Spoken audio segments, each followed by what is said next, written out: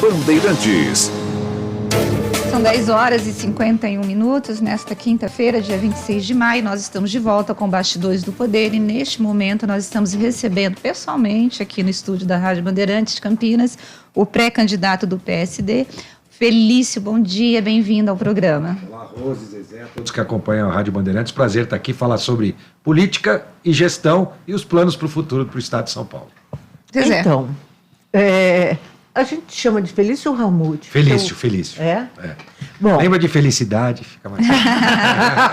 você está parecendo o Dória, que queria ser chamado de João.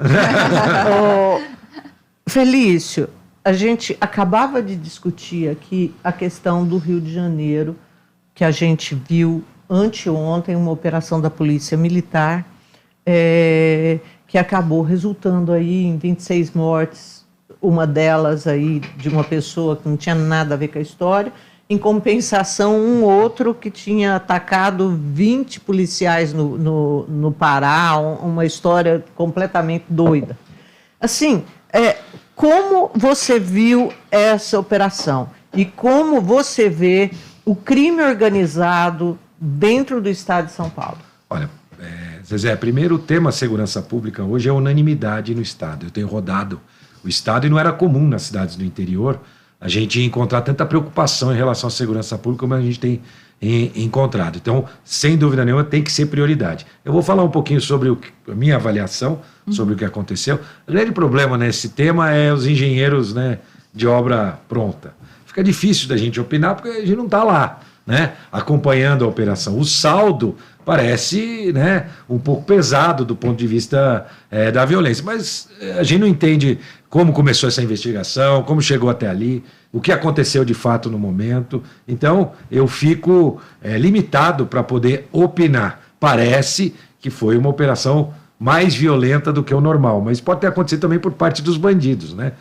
Então, julgar a ação daqueles policiais naquele momento é meio difícil para quem não está lá, para quem não acompanha. Eles estão sendo trucidados. Em São Paulo, pelo Faquin, pela Procuradoria, pela imprensa de uma maneira geral, assim, e eu sinto que o lado deles ainda não foi ouvido, apesar do coronel ter tentado explicar, dizer, não se tratou de um cumprimento de mandado de prisão, não foi isso, foi uma ação de inteligência, eles estavam migrando para outro lugar, nós fomos pegá-los lá. Eu vi, tinha gente de fora, de outros estados, isso, que eles falam. O que você acha da questão das câmeras na Então, sopa? Eu mais do que achar, né, eu já tenho como prática. São José dos Campos está na região mais violenta do estado de São Paulo, Zezé e Rose. É a região do Vale do Paraíba. Mas a cidade de São José dos Campos foi a cidade mais segura do Brasil em 2020 em relação a homicídios e latrocínios das cidades acima de 500 mil habitantes. Como que a gente conseguiu alcançar isso? Primeiro, integrando as forças de segurança. Eu me reunia a cada 2 meses com todas as forças de segurança. Polícia Civil, Polícia Militar. Imagina você numa cidade de 750 mil habitantes, o comandante da Polícia Militar não conhecia o delegado da Polícia Civil. Então eu me reunia com todos, Civil, Militar, Federal, Rodoviária Federal, Rodoviária Estadual, Guarda Civil Municipal, Polícia Científica, todos deixando as vaidades de lado e pensando em como servir melhor o cidadão. Além disso, tecnologia. Nós implementamos lá, a cidade implementou 1.000 câmeras com inteligência, reconhecimento facial, portais eletrônicos de segurança em toda a cidade. Nós lemos 3 milhões de placas todos os dias. Portanto, a tecnologia ajuda muito. E o resultado foi isso. Queda de todos os indicadores criminais. Uma melhoria, então. Nós temos os melhores indicadores dos últimos 20 anos em São José dos Campos, com a integração efetiva da polícia e uso da tecnologia. A Guarda Civil de São José foi a primeira do Ocidente a ter uma frota 100% elétrica. Todos os veículos da Guarda são elétricos e hoje a Polícia Militar, que tem a atividade delegada, também usa os veículos. Mas o senhor é a favor ou não do uso de câmeras acopladas no uniforme dos policiais? Como eu falei sobre tecnologia, né? Eu venho da área de tecnologia. É claro que eu sou a favor. As câmeras trazem um grande resultado. O policiamento de rotina deve usar as câmeras de segurança, mas as forças especiais e os batalhões especiais podem também utilizá-las com protocolos específicos. Eles sabem como fazer, para quê? Para que a gente possa ter a letalidade e a criminalidade caminhando da forma que o cidadão quer. Você não pode olhar só para a letalidade e ter um aumento da criminalidade. Então, para que a gente tenha tudo feito da melhor forma para servir o cidadão, é importante sim tecnologia, seja no uniforme ou nas câmeras. Eu tenho às vezes a sensação de que a câmera, ela tira reduz a manipulação ideológica das coisas, sabe? Porque aí você tem o grupo do contra o policial, o grupo do contra o bandido, e a gente nada mais quer do que a verdade. O que aconteceu, de fato? E isso a gente não vai saber, porque cada um vai ficar manipulando a sua verdade para te convencer. Inclusive, aconteceu um fato lá em São José dos Campos em relação à utilização de câmeras e uma identificação ali de uma operação incorreta por parte de policiais militares. E pode acontecer, né? A grande maioria dos policiais militares que colocam sua vida em risco, né? Aliás, tem candidato que diz que a polícia aqui do estado de São Paulo tem acordo com o PCC. Eu discordo completamente. Aqueles homens e mulheres que saem às ruas todos os dias colocando suas vidas em risco, saem para salvar e nos ajudar a ter uma cidade e um estado mais seguro. Então, a grande maioria dos policiais agem de forma correta. Podem haver, assim como há maus radialistas, políticos, também policiais que não cumprem corretamente sua missão e sua função, seja por algum tipo de corrupção ou por agir de forma incorreta. As câmeras ajudam nesse sentido a detectar isso. Portanto, eu não vejo que a câmera tem um lado A ou lado B. A tecnologia é importante, tem que ter adequações, como eu disse, nas forças especiais e nos batalhões especiais. Ela pode ser utilizada de uma forma para ter uma melhor utilização por parte dos policiais e continuar garantindo a certeza que as ações estão acontecendo de forma correta. Eu acho que está tendo, de uma certa forma, tendo um foco mais do que ampliado nesse tema. Eu acho que segurança pública é um tema tão importante, tão complexo, que perpassa por muitas ações. Também as câmeras que hoje estão nas roupas dos policiais. Mas é importante a gente implantar. Em São Paulo, o que eu quero fazer é implantar 30 mil câmeras. Essas câmeras, Zezé, elas não são da prefeitura hoje, são todas locadas, porque é comum nas cidades, tenho certeza que aqui não é diferente, uma câmera quebra, a prefeitura demora 6 meses para consertar a câmera. Né? Então a gente contrata como serviço. É o que eu pretendo fazer no governo do estado. Valorizar o policial civil, né? A infraestrutura da polícia civil. É comum delegado da polícia civil sair passando a sacolinha para reformar a sua delegacia, para pintar a delegacia. É lamentável. No estado mais rico da federação, a gente tem essa situação em relação também à polícia civil. Agora, quando a gente fala de crime organizado, a gente fala muito de inteligência também. Nós tivemos no início dos anos 2000 aqueles ataques por parte do PCC, matando um monte de gente, queimando ônibus. E na época, eu me lembro que eu cheguei até ir numa coletiva lá em São Paulo. O secretário, então, de segurança disse que estava sufocando o crime organizado, mas nos bastidores o que se falava é que houve um acordo do governo estadual com o PCC para poder amenizar. A gente percebe, não sei em São José dos Campos, mas aqui em Campinas a gente estava falando, o crime organizado ele está colocado, está nas periferias, está em todos os lugares. Como que o senhor vê, qual seria a política que o senhor adotaria para sufocar e exterminar mesmo o crime organizado? Estou falando da facção do PCC, que hoje, apesar dos políticos falarem que não estão dentro dos presídios, são eles que mandam e mandam em todos os lugares. O crime organizado é uma realidade, o PCC é uma realidade no estado de São Paulo. Como resolver essa questão? Inclusive, eles têm usado os próprios serviços públicos agora. Agora eles escalaram mais um degrau, né? Onde eles ganham contratos em prefeituras para prestar determinados serviços públicos na área de transporte, na área de lixo, até para lavar o seu dinheiro.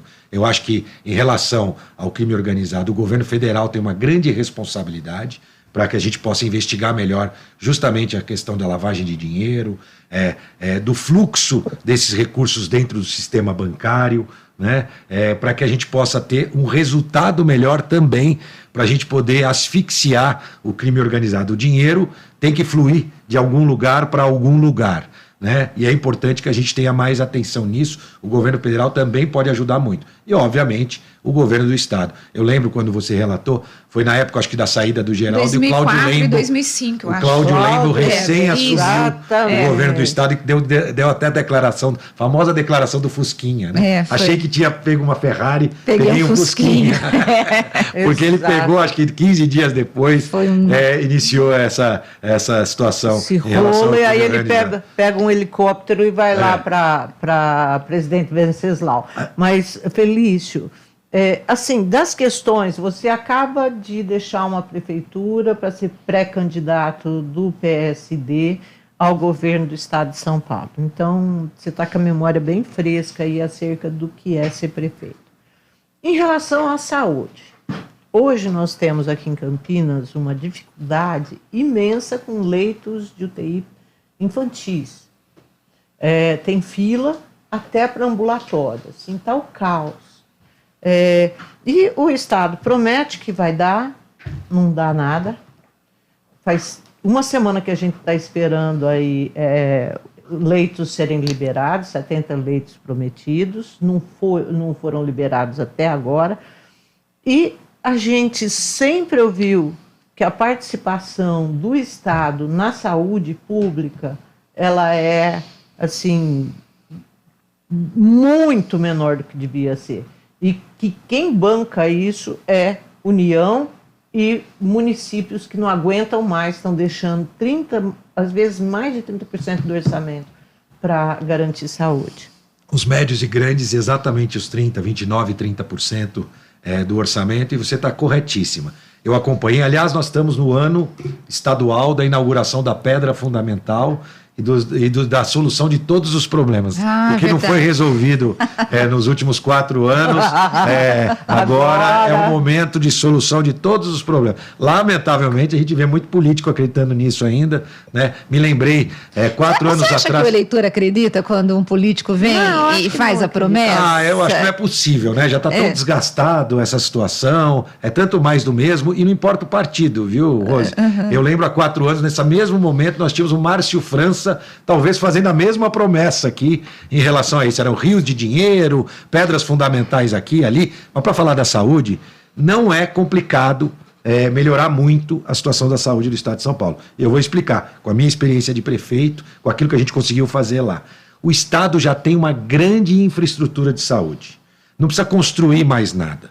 Basta comprar serviço naquilo que já existe. A gente tem hospitais regionais ociosos. Vocês devem ter a Rede Luci Montoro aqui.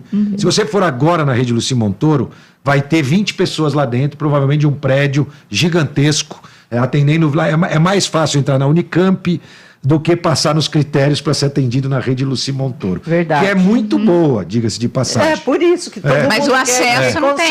Mas não tem acesso. Então é um serviço que não chega para as pessoas. Não adianta chegar para um número reduzido. E a mesma coisa nos hospitais regionais, nos hospitais filantrópicos. Hospital filantrópico. O Estado finge que paga, né, porque a tabela SUS não cobre mais nada. E o hospital filantrópico, quanto mais atender daquilo, pior vai ser o resultado dele, porque dá prejuízo. Então é preciso ter o compromisso de aumentar os valores, exigir transparência, porque tem aqueles hospitais filantrópicos que são com PH, né? Sim. Filantrópicos, tem que tomar cuidado. Exatamente. Tem que tomar muito cuidado para que haja transparência. Dá trabalho, dá prejuízo e todo mundo quer presidir. Então, tem que ter a transparência nas contas. Então, o que eu defendo é ampliação dos serviços nos hospitais, tem recurso para isso. O Estado tem 52 bilhões de superávit esse ano. E não é por melhora de gestão administrativa, é o imposto inflacionário. Todos os preços subiram e a arrecadação disparou, porque o ICMS é um percentual do preço final. Quanto maior o preço final, portanto, a inflação sempre anda a favor dos governos, sejam estaduais e até dos municípios, porque parte do ICMS vem para os municípios. Então, o que a gente tem que fazer? Aumentar a prestação de serviços, não precisa construir mais nada, contratar serviços dos hospitais filantrópicos, os nossos mesmos, e os hospitais privados. Medicamento de alto custo, aqui tem problema também, tenho certeza, né? É um processo burocrático para conseguir medicamento de alto custo, da época ainda antiga, no papel, só falta papel carbono, né? Processo antigo e, via de regra, falta. e são medicamentos de uso contínuo, na grande maioria das vezes. Gente, por exemplo, transplantado de fígado, alguém com uma doença degenerativa, vai precisar do medicamento para o resto da vida. Antes era 6 meses, 3 meses tinha que renovar, na pandemia eles mudaram para 6 meses. Nós vamos entregar medicamento de alto custo na casa das pessoas. Agora, como que a máquina, ela sempre é um problema, a questão burocrática, nós temos a questão dos servidores, às vezes você tem servidores bons, mas você também tem servidores braço curto, vamos assim colocar aqui, né? Você passou com a experiência como prefeito e a máquina, ela é muito pesada. Aí você fala assim, eu vou entregar medicamento na casa do cidadão. Isso é uma promessa de quase todos os políticos. Até agora ninguém conseguiu fazer isso direito. Na tua avaliação, a gestão, ela deve ser 100% pública ou dá para poder fazer com OSs e terceirizada? Como Rose, você vê? Dois temas super interessantes que você me deu a oportunidade. Primeiro eu vou dizer o que eu já fiz, não o que eu prometi fazer. São José dos Campos, a gente entrega fralda geriátrica na casa das pessoas. Né? São 1.500 famílias que recebem fralda geriátrica. Não era assim. Eram UBS que ficavam lá lotadas, um consultório de fralda geriátrica, e tinha essa entrega, a pessoa saía de lá com um pacotão de fralda na cabeça, né? E a gente mudou. Sai direto do depósito central para casa das pessoas. Fralda geriátrica, é baratinho. Imagina um medicamento de alto custo. Sabe qual foi o resultado disso, Rose? 30% de economia. Sabe por quê? Era a fraude da fralda. Né? Tinha gente que já tinha morrido e tirava a fralda, tinha gente lá, amigo de alguém da UBS que levava as fraldas, descontrole absoluto. Então a gente entregar na casa das pessoas vai trazer um melhor resultado, ainda mais quando nós estamos falando de medicamento que custa 6 mil, 10 mil, 15 mil, 20 mil reais um medicamento. Em relação à gestão, eu defendo o OS e o nosso compromisso, já vou antecipar aqui, é o primeiro local onde eu vou tornar isso público, é criar uma agência reguladora das organizações sociais de saúde. Lamentavelmente, a gente acabou de falar aqui há pouco sobre maus profissionais, maus policiais, nós temos organizações sociais de saúde que foram criadas para roubar dinheiro do cidadão comum. Sem dúvida. Né? E muitas outras OSs que prestam um serviço de excelente qualidade. Em São José dos Campos, eu contratei são 3 OSs que atendem e ampliaram o atendimento nas nossas UPAs, nas nossas UBSs, no nosso hospital municipal. Precisa controle. A gente Você tem uma 11 horas, só um minutinho, Zezé, Tá são corrido. 11 horas e 8 minutos, nós estamos entrevistando o pré-candidato do PSD, Felício Ramute. Agora você pode falar. Tá jóia. Ó, a gente sabe da questão das fraudes e tudo mais, dos espertalhões que vão lá, apresentam um preço que depois eles não conseguem entregar o serviço por aquele preço. Né? Isso daí acontece, acho que em todos os municípios. Aqui em Campinas a gente cansa de cobrir essa droga de comportamento de OS, de tudo. Bom, só que existe uma lei federal que obriga os administradores a, por exemplo, a contratar o mais barato. Tem um Tribunal de Contas do Estado que está de olho nos editais, não quer que seja discriminado. Como resolver tudo isso? Zezé, lamentavelmente, até para inovar, para fazer a implantação das nossas 1.000 câmeras que eu falei agora há pouco com o serviço, demorou 1 ano e meio para passar pelo Tribunal de Contas e pela Justiça Comum. Todo mundo tentando... nós tivemos que criar uma tese de doutorado para explicar que era mais econômico para a cidade contratar um serviço ao invés de contratar o produto, as câmeras. Né? Então, mas é natural, o gestor público tem que enfrentar essas dificuldades. Faz parte do cenário que o gestor público, aquele prefeito, querer ser eleito e não ficar sabendo que é ele que vai levar a culpa de tudo, né? Sempre, né? Sobre a ineficiência do Estado, do governo federal, a culpa recai sobre o prefeito. Faz parte do cenário quando você se dispõe. Em relação específica às OS, existe credenciamento. Lá em São José dos Campos, nós contratamos OS, temos 3 OS corretas, que prestam serviço da forma correta. E não é só na saúde, eu vou citar na área de educação. Nós zeramos a fila lá de educação, contratando organizações sociais para as creches, zeramos a fila das creches na educação, com organizações sociais, mas elas prestam conta online. É o único sistema de prestação de conta online pelas prestadores de serviços da educação do Estado de São Paulo. Inclusive, nós fazemos essa conexão com o Tribunal de Contas, com o sistema da UDESP. Então, é possível fazer. O que a gente não pode é deixar de realizar uma ação que vai beneficiar o cidadão por conta daqueles que são um péssimo exemplo na gestão, sejam os políticos corruptos ou as próprias organizações sociais corruptas. A solução de organização social é boa, desde que controlada, para e passo, para que o serviço seja entregue e as contas prestadas corretamente. Eu tenho uma pergunta aqui de um ouvinte, o Digão Selim está perguntando se o senhor vai apoiar o Lula ou o Bolsonaro. Olha, não, nenhum dos dois. Aliás, eu sou um candidato independente. Essa é a eleição mais aberta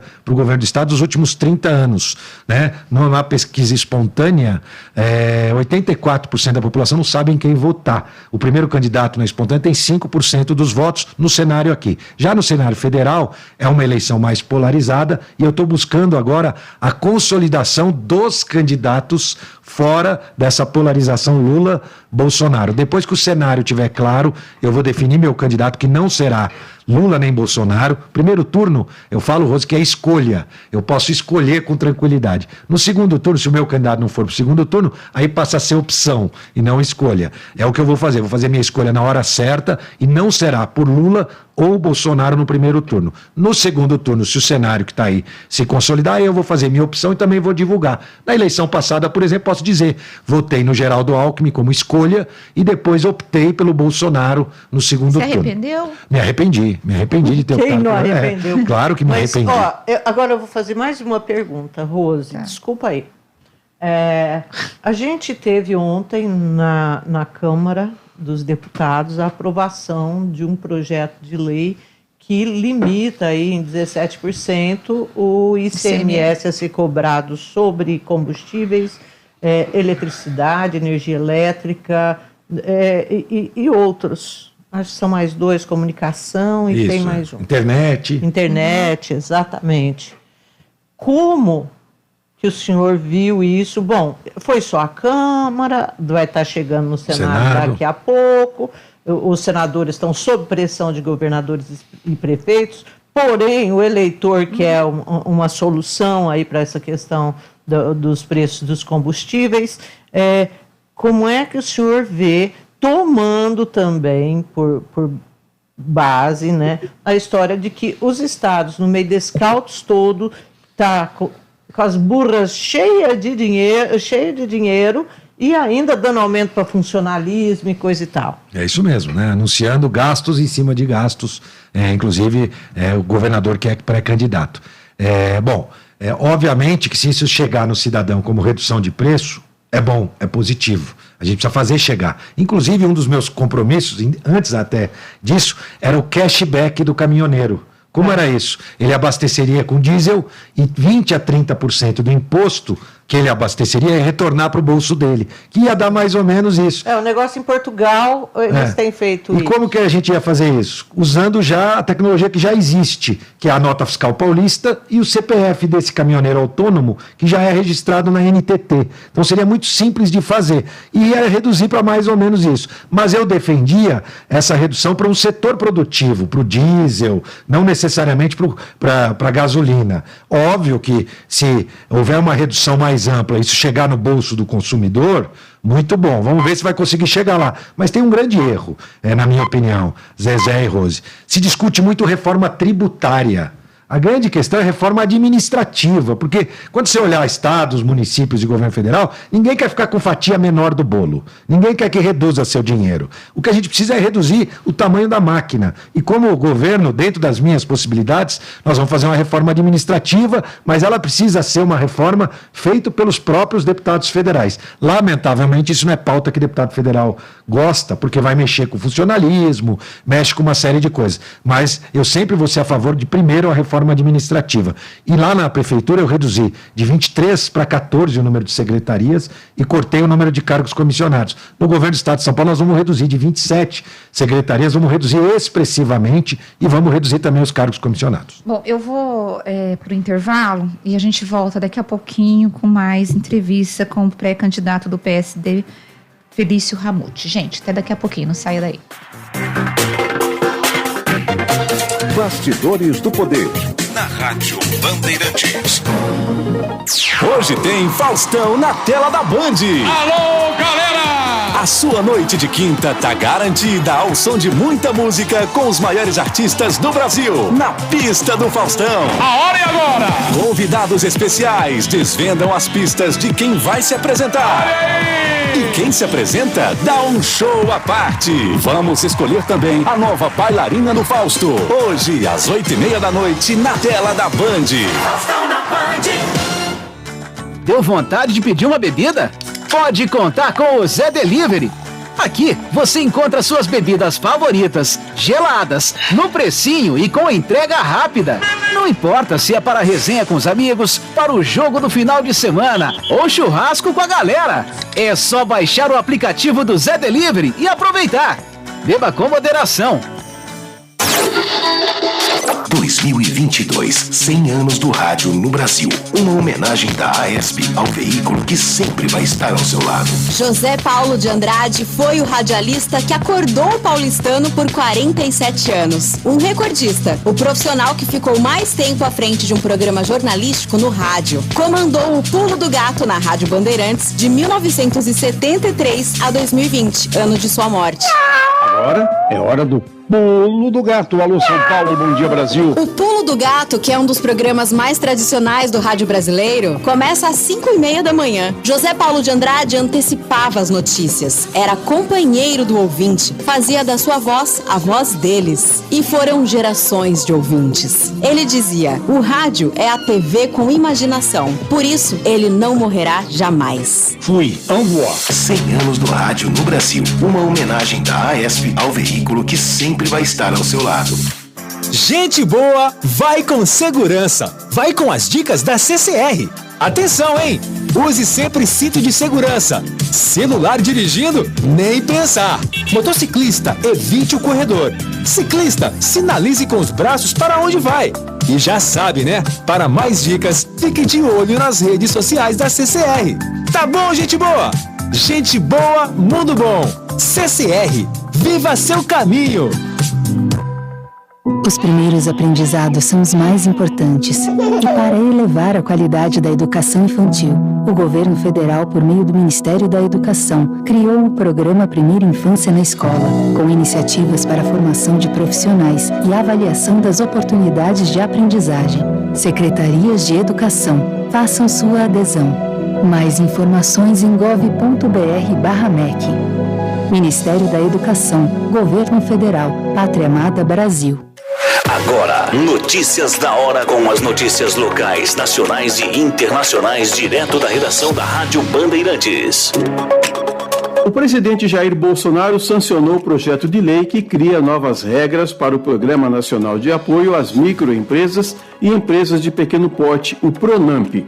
O governo estima que 50 bilhões possam ser emprestados. O PRONAMP é um programa que disponibiliza empréstimos para micro e pequenas empresas com juros mais baixos e prazo maior para começar o pagamento. O programa foi criado durante a pandemia de Covid-19 para socorrer pequenos negócios e se tornou permanente em julho do ano passado. O financiamento depende do aporte de recursos da União, mas é operado pelos bancos. Em caso de inadimplência, a União garante os pagamentos por meio do Fundo Garantidor de Operações, o FGO. O projeto prevê a concessão de crédito garantida pelo FGO até o final de 2024. Você ouviu Notícias da Hora, aqui na Rádio Bandeirantes. Rádio Bandeirantes. Fechada com você. Fechada com a verdade. Você está ouvindo Bastidores do Poder, na Rádio Bandeirantes.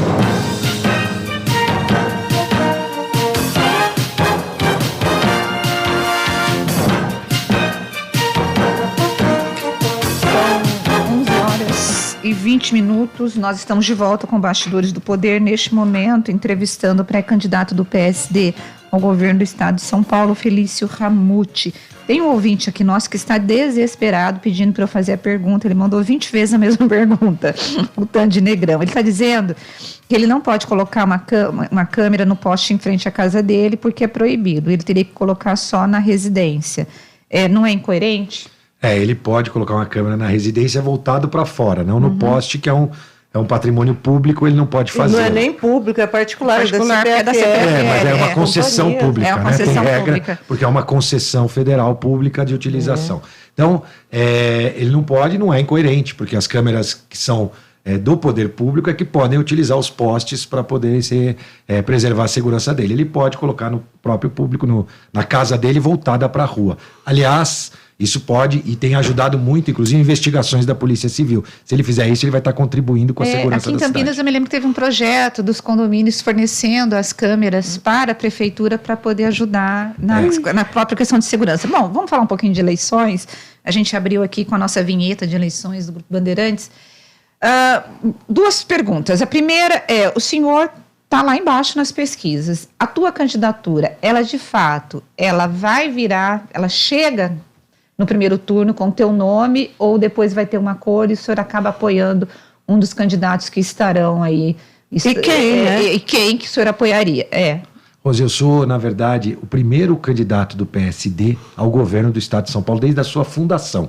O PSD nunca lançou um candidato e nem lançou e recuou depois. Então, quando houve a opção do PSD de me tornar candidato, é uma opção para seguir até o fim. Aliás, nosso partido hoje defende o fim das coligações nas eleições majoritárias também, não só na proporcional. Hoje, essa é a primeira eleição estadual e federal para deputados sem a coligação na proporcional. Nós defendemos que os partidos que queiram ter candidatos saiam com candidatos e no segundo turno pode haver algum tipo de aliança voltada, obviamente, a programas e não do ponto de vista fisiológico, como a gente vê. Então, sim, a nossa candidatura vai até o fim, o PSD defende candidatura própria e nós vamos, ao longo da pré-campanha e campanha, mostrar que é possível fazer boa política e cumprir um grande papel levando propostas para o estado de São Paulo, com respeito ao cidadão, aos adversários, praticando a boa política. Eu não acredito em velha e nem nova política.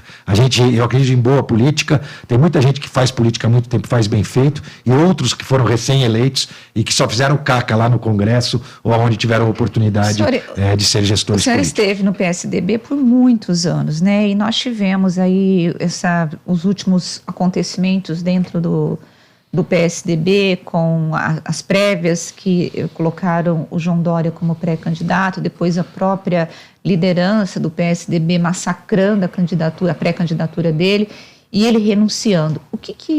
Qual que é a tua avaliação? O PSDB saiu menor e ele realmente hoje é um partido esfacelado, porque pela primeira vez desde 1989 não vai ter nenhum candidato à presidência da República. Ele consegue se reerguer ou não? E o erro foi do João Dória ou foi da cúpula do PSDB? Rose, eu venho da terra do avião. Lá a gente tem a fábrica da Embraer, né? Que fabrica avião. Eu vou fazer uma analogia aqui. Um avião não cai por um único motivo, é por uma sequência de erros. O PSDB cometeu uma sequência de erros. Não teve capacidade de renovação. Depois trouxe o João Dória para os seus quadros, que como político deixou a desejar. Em gestão ele tem até acertos, mais erros do que acertos, mas a gente sempre tem que reconhecer também acertos, né?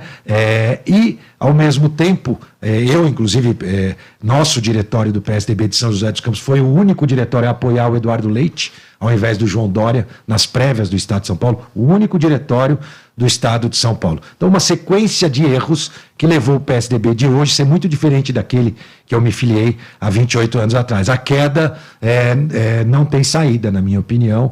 De fato, a trajetória é de queda e o PSDB vai sair dessas eleições esfacelado. Já dessa janela eleitoral diminuiu muito e toda a tendência. Imagina agora a situação no estado de São Paulo, e aí eu estou falando da prática não da boa política. Vou citar dois exemplos, se me permite. Um deles é a gente ver o governador e o seu vice-governador brigados de manhã, melhores amigos de noite. Isso não é um exemplo de boa política. Ou outro exemplo eu vou dar de boa política, que não é de boa política, é transferência de domicílio por conveniência eleitoral. A gente viu Moro praticando isso, Marina, Tarcísio, exemplo de Sarney na época que trocou o Maranhão pelo Amapá.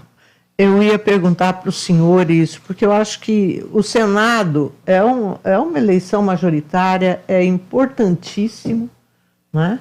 Porque quando a Câmara faz, a Câmara que é bem mais fisiológica, é no Senado que a gente recorre. O que o senhor está vendo do Senado aí?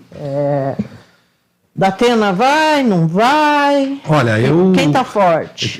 Eu não acredito que o Datena leve até o fim a candidatura dele. Essa é a minha avaliação. Existe a possibilidade aí, nesse cenário do Márcio França também, tudo indica que o Márcio França também não irá até o fim. A gente não só escuta do ponto de vista da imprensa, mas do próprio grupo político dele, né? Que a gente percebe que o grupo político que já teve historicamente ao lado do Márcio França está cada um buscando um caminho. Então a gente percebe que a candidatura dele não está com aquela força que teve no passado. Ao mesmo tempo existe uma pressão do Lula, do próprio Geraldo Alckmin, e o Márcio França não vai conseguir se desassociar dessa vez de ser o candidato do PT. Afinal de contas, o vice do Lula é do partido dele. A última eleição ele ficou lá no meio do caminho, dizia que não era uma coisa, não era outra. Vai ficar difícil para ele esse discurso nessa eleição. E tem mais um detalhe sobre o Márcio França, que eu acho que ele vai muito bem quando ele tem como antagonista o Dória. Ele é louco para ver o Dória ser candidato de novo com ele, né? Um dos exemplos disso é que na eleição de prefeito ele teve um resultado pífio lá de prefeito da cidade de São Paulo. Então não vejo futuro. Acho que o Márcio França deve ir ao Senado, na minha opinião. Também não acredito que o Datena vá até o fim. O Datena, em muitas outras ocasiões, com todos pedindo de forma unânime para ele ser candidato, ele não foi. Agora que ainda tem problemas internos dentro do partido, que a gente sabe que é um partido de radicais, né? E que não reconhecem no Datena a representatividade que eles gostariam. Por isso o Datena foi vaiado numa determinada ocasião. Na verdade, é grupinhos pequenos dentro do partido que não desejam que o Datena seja candidato, né? Eles acreditam que quem está fora do grupo não merece a confiança deles. É lamentável, porque política se faz integrando pessoas, inclusive, que pensam diferente. Então eu não acredito que o Datena vá até o fim. E agora temos o Sérgio Moro na disputa, que vai embolar ainda mais. Vai ser uma disputa emocionante. Vai ser acirrada. Bom, eu quero agradecer a presença do pré-candidato do PSD aqui no programa, Felício Ramute. Muito obrigado, sucesso aí na tua jornada nessa campanha eleitoral. Eu que agradeço, Rose, Zezé, vocês que estão acompanhando a Rádio Bandeirantes aqui da região de Campinas. Um prazer estar aqui e agradeço essa oportunidade de falar sobre política e gestão. A população do Estado de São Paulo pode saber que, se confiar seu voto em mim, terá um administrador, gestor e fiscal dos serviços públicos à disposição para servir as pessoas e principalmente quem mais precisa. Obrigado e um bom dia a todos. Bom dia, obrigada. Bom dia. Bom, Zezé, o Guilherme Macedo, ele está dizendo